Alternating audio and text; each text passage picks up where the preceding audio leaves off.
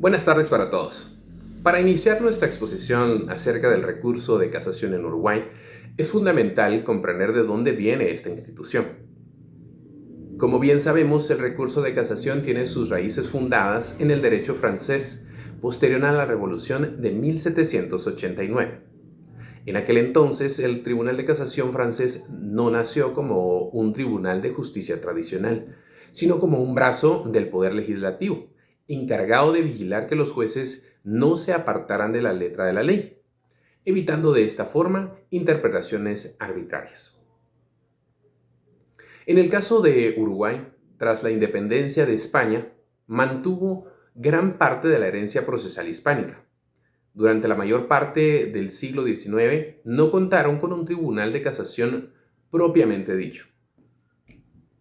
Con la promulgación de la Constitución del año 1830, las funciones de revisión legal estaban diluidas en la estructura de la Alta Corte de Justicia. El primer gran hito legislativo fue el Código de Procesamiento Civil de 1878. Es curioso notar que este código no conocía la casación como la entendemos hoy en día. Lo que existía era la tercera instancia ordinaria. Si las sentencias de primera y segunda instancia no eran conformes, un tribunal tenía facultades para revisar tanto los hechos como el derecho. Sin embargo, ya se veían vestigios de la casación en el recurso de nulidad por infracción de ley y en el recurso extraordinario de nulidad notoria, que procedía contra sentencias definitivas. El cambio definitivo empezó a gestarse en 1934, con la nueva Constitución que elevó a la Suprema Corte de Justicia a rango constitucional y le otorgó facultades de superintendencia. Poco después, en 1936, la Ley 9534 eliminó finalmente la tercera instancia, buscando la unificación de la jurisprudencia. Todo este proceso de maduración culminó con el Código General de Proceso del año de 1989. Bajo la fuerte influencia de las bases de Eduardo Couture, el recurso se sistematizó con un enfoque puramente técnico y nomofiláctico. Esta reforma no solo limitó el acceso mediante requisitos de cuantía para evitar el colapso de la Corte, sino que redefinió la casación como un control de legalidad, donde los hechos y la prueba quedan, por regla general, fuera del debate. Con esto, le cedo la palabra a la licenciada Samantha para profundizar en la naturaleza de este recurso. Muchas gracias. Una vez entendido el recorrido histórico, debemos definir qué es exactamente la casación hoy en día. Como señalaban juristas como Vescovi, la casación no es una tercera instancia. Esta es una distribución técnica fundamental, mientras que la apelación permite una revisión integral de los hechos y el derecho. La casación es un recurso extraordinario y por tanto de admisibilidad restringida. Su naturaleza se centra exclusivamente en las cuestiones de derecho. Hablamos de errores injudicando referidos a la interpretación o aplicación de la ley sustancial o errores improcedendo que afectan las normas esenciales del procedimiento. Por esto, Aval-Oliu sostiene que posee un carácter restrictivo, procediendo solo en los casos expresamente previstos por la ley. Pero, ¿cuál es la verdadera médula de su función? El profesor Enrique Vescovi destaca su doble fin público. Primero, el fin nomofiláctico. La palabra proviene del griego nomos, ley, y filazo, guardar. Su misión es ser el guardián de la ley, asegurando que los jueces no se aparten de la voluntad del legislador, preservando la integridad de nuestro ordenamiento jurídico. Segundo, y no menos importante, está el fin de unificación de la jurisprudencia. Imaginemos la incertidumbre que generaría que distintos tribunales dieran soluciones contradictorias a casos idénticos. La casación erradica esa incertidumbre al centralizar la integración última en la Suprema Corte de Justicia. Se garantiza la seguridad jurídica y el principio de igualdad ante la ley. De este modo, la casación trasciende el conflicto particular entre las partes para convertirse en un mecanismo de estabilización del sistema judicial. Uruguay, el interés público en la unidad y la corrección de la ley prevalece aquí sobre la simple revisión de la justicia del caso concreto. Ahora veremos cómo se regula esto en nuestro ordenamiento jurídico. Para aterrizar estos conceptos, debemos mirar nuestro marco normativo. Todo comienza en la Constitución de la República de 1967. Si bien no define el recurso detalladamente, establece la estructura que lo hace posible. El artículo 239 es la pieza clave.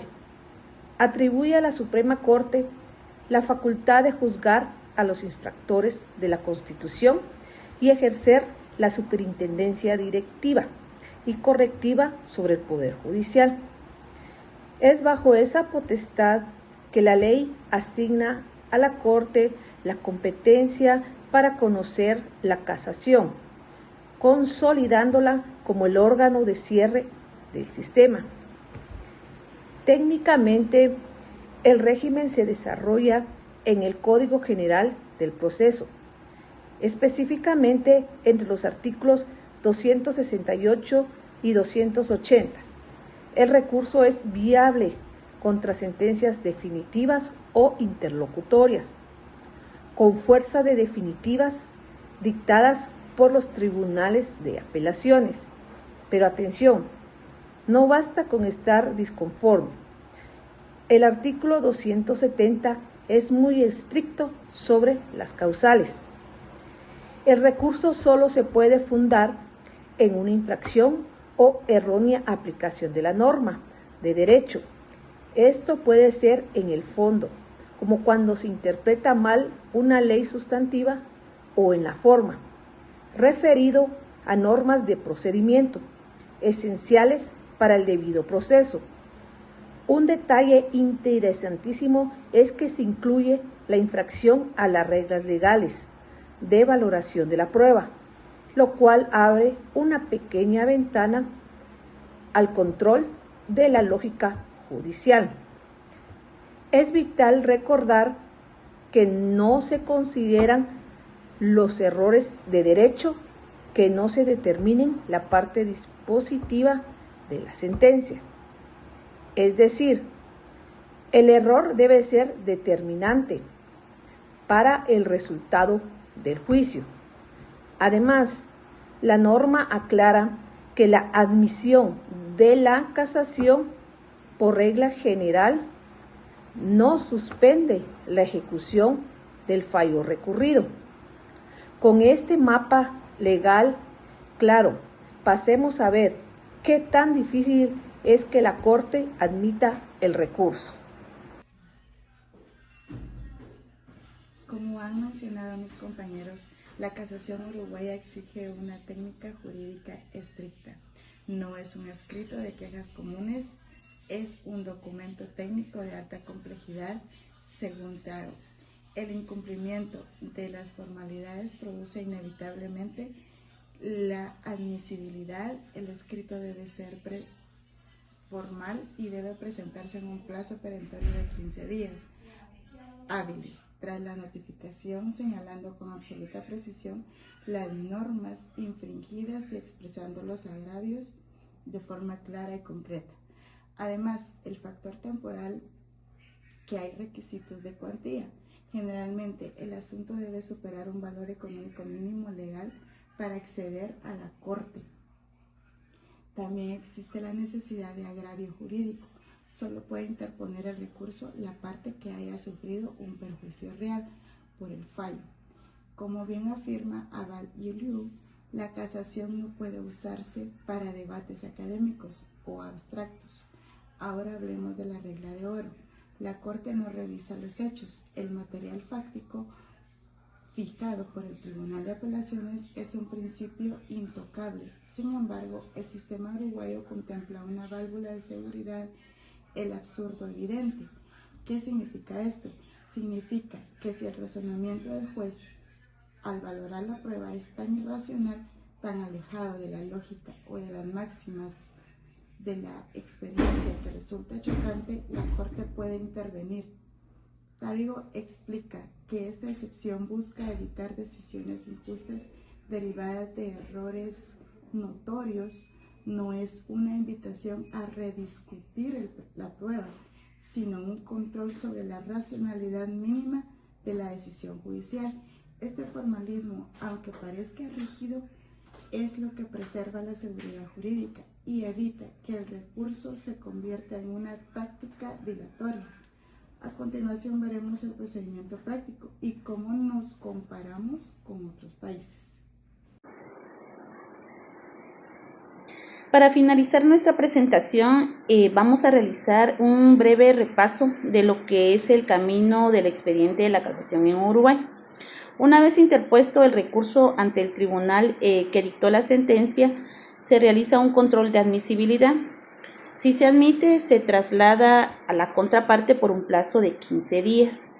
Luego el expediente es trasladado a la Suprema Corte de Justicia y allí es donde los ministros estudian el caso, deliberan y emiten una nueva sentencia. Aquí encontramos una característica muy potente de nuestro sistema. Cuando el recurso prospera por motivos de fondo, la Corte no solo anula la sentencia, sino que dicta directamente la resolución que corresponde, utilizando pues los hechos ya establecidos. Esto le da una función correctiva muy amplia y eficiente. Si el vicio es de forma, la Corte anula y ordena que el proceso continúe desde el acto defectuoso.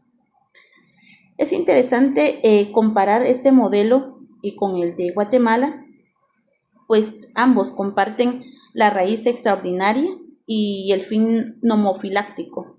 No obstante, pues mientras el sistema guatemalteco es percibido como más rígido y apegado a formalismos clásicos, en este caso el francés y el español, el uruguayo muestra una orientación más funcional y moderna, especialmente en la capacidad de la Corte para sustituir el fallo y en la aceptación del concepto de absurdo evidente.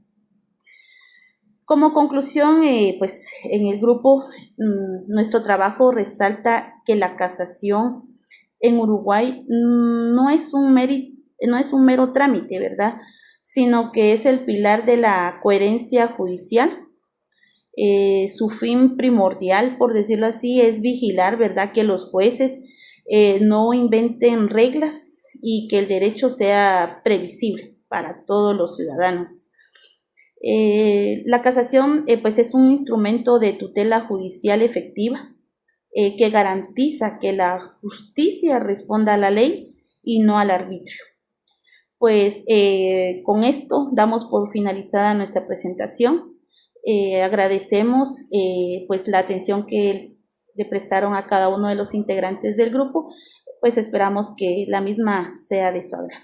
Muchas gracias.